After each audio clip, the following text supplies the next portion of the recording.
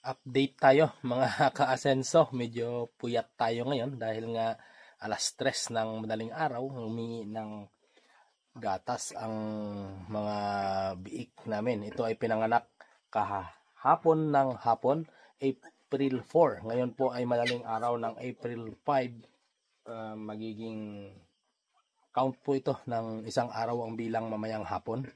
Mga alauna ng 43 ng hapon. Ito po, medyo kailangan bantayan dahil nga ito ay first parity ng aming inahin.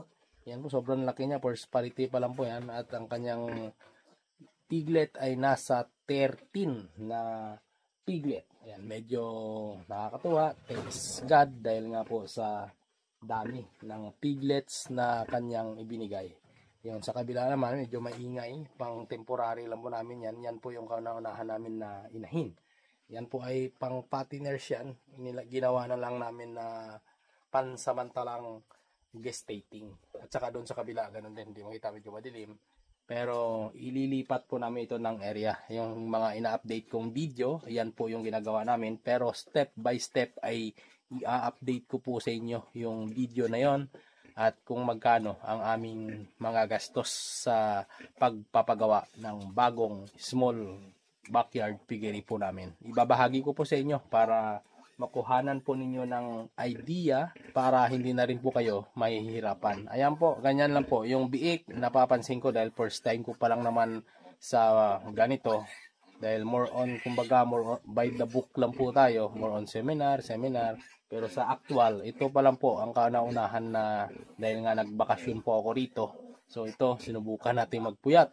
Dahil siyempre, hindi natin malalaman yung actual talaga. Ayan po.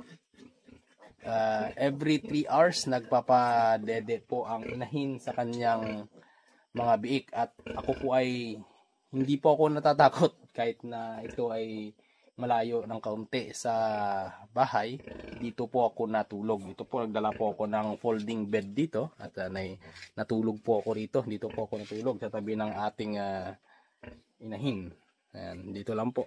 Hindi tayo maarte at saka hindi naman siya mabaho kasi nga nalilinis naman kagad. Hindi namin hinahayaan na mayroong pakalat-kalat na dumi.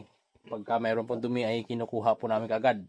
Ang cause naman kasi ng mabaho talaga na piggery o backyard piggery ay yung nakastock na dumi ng baboy tapos nababasa, pinupuntahan ng mga langaw. Pero kung ito ay ililinis natin kagad, eh, hindi naman po talagang bumabaho. Yan po.